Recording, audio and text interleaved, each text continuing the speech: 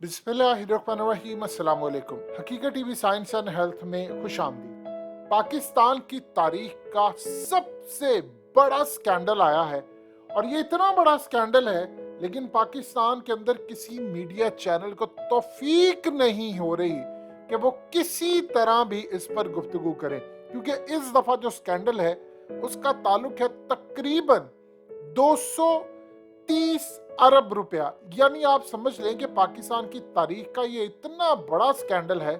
1 अरब dollar के करीब ये स्कैंडल है, और इस पर गुफ्तगू नहीं हो रही क्योंकि मीडिया को इश्तिहारात मिलते हैं इन कंपनीज की जानिब से। यानी आसान लफ्जों में समझिए तो पाकिस्तान में तकरीबन कोई 25,000 करोड़ रुपए का स्कैंडल है। देखिए, 1 करोड़ रुपए अगर किसी को मिल जाता है तो वो कितना खुश होता है। यहाँ पर 25,000 करोड़ रुपए का स्कैंडल है। कौमी असम्बली की पब्लिक अकाउंट्स कमेटी का इजलास हुआ, और उसमें इंकशाफ हुआ है कि पाकिस्तान की कार बनाने वाली कंपनीज ने कौम को तकरीबन 220 अरब रुपए का इस वक्त चूना लगाया है। और हुआ कुछ यूं है कि ये जो कंपनीज हैं, जिनमें बड़ी बड़ी आपकी कंपनीज हैं, इन सब ने लोगों से पैसे वसूल किए हैं और उसके बाद उनको गाड़ियां नहीं दे रहे। यानी मिसाल के तौर पर होंडा कंपनी के पास 23 अरब रुपए हैं, और गाड़ी की खरीदारी के वक्त 20% एडवांस लिया जाता है। अब डिमांड चूंकि कम है, मैन्युफैक्चरर्स कम कैपेसिटी पर हैं, और इस सूरत हाल के अंदर इन्होंने काम ये किया है कि लोगों से पैसे ले लिए हैं, और इनको पता था कि गाड़ियां नहीं मिलने, इन्होंने लोगों को फेक डेट्स दिए। लोग जाते हैं, लोग गुस्सा करते हैं, काफ़ी सूरत हाल है, और वहां से ये इन्होंने अपना पैसा बैंकों में रखा हुआ है, इन्होंने कई जगहों पर इन्वेस्ट किया हुआ है। ये अवाम को गाड़ियां नहीं दे रहे, और इस सूरत हाल में बैंकों में रखकर ये सूद कमा रहे, और इससे इतना वो पैसा जनरेट करे, इतना जनरेट करे, जितना ज्यादा लेट करेंगे इनको पर डे के हिसाब से इस पर सूद मिलता है।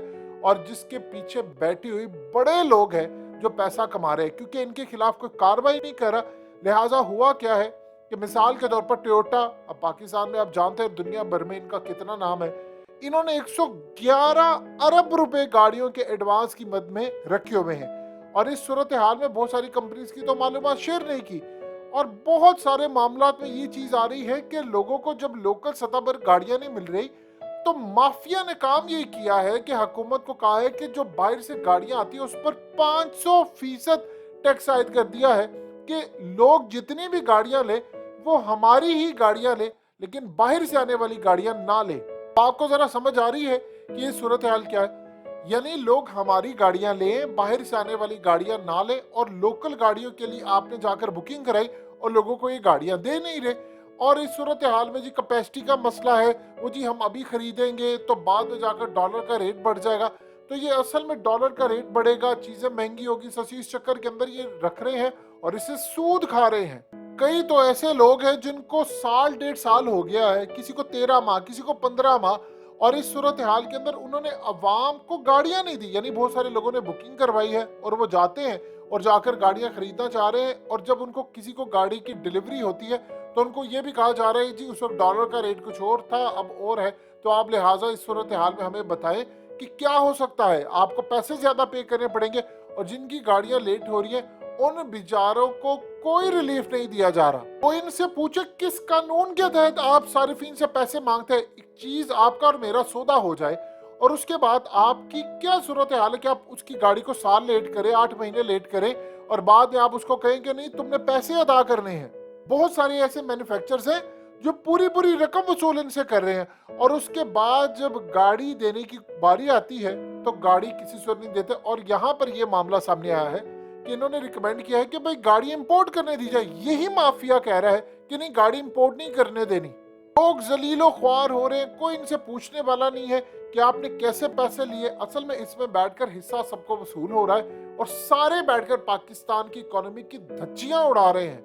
पाकिस्तान की तारीख का ये स्कैंडल कभी नहीं हुआ। आप देखिए, अब दुनिया के दीगर ममालिक के किसी भी जगह पर आप जाए, आप मिसाल के तौर पर आप यूएई की मिसाल ले लें, वहां पर कितनी सस्ती गाड़ियां हैं, वहां पर इंपोर्ट होती हैं, अमेरिका की बनी गाड़ियां आती हैं, फोर्ड आती है, रेंज ओवर, यानी दुनिया के बड़े बड़े ब्रांड्स आते हैं।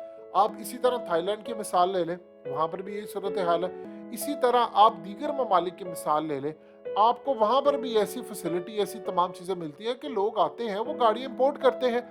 ऐसा नहीं होता जी, वो हमने इंपोर्ट पर 500% टैक्स लगा दिया है और माफिया ने यहाँ पर बैठकर पैसा कमाना शुरू कर दिया है। असल में अब ये पाकिस्तान के अंदर ये एक अजीबोगरीब सूरत हाल है कि आप दो चीजें देखिए। हालिया जो दराज के सीईओ हैं, उन्होंने इतना बड़ा इंकशाफ किया जिसने पाकिस्तान के अंदर पैरों से जमीन निकलवा दी। उन्होंने कहा कि पाकिस्तान की तारीख का ये बदतरीन मामला है, मैं आपके सामने रख रहा हूँ कि यहाँ पर लैक ऑफ ट्रस्ट की वजह से हम कारोबार नहीं कर पाते। 1.5 अरब डॉलर की इन्वेस्टमेंट की है लेकिन हम सीधी तरह लॉस में जा रहे हैं, हमारे पास पैसे नहीं है।